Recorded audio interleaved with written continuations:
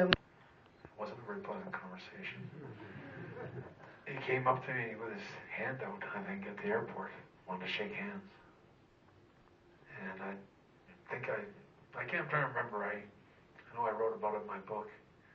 I was connecting through one of the airports in the south. It might have been Atlanta or somewhere.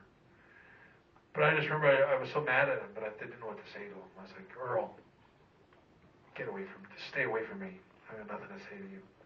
And then Dave came up to me. Now, Dave Hebner was always a good guy and always a good friend of mine. And I was kind of cool with him, kind of a little chilly with him. But Dave was always a good pal. So I think he kind of just said, he didn't know what was happening till it was too late. And, you make a lot of excuses up. And, I think, like I said, I never, from the early days of that whole thing happening, within a few months of it, I remember going, you can't blame Earl Hebner. God, you can't blame him for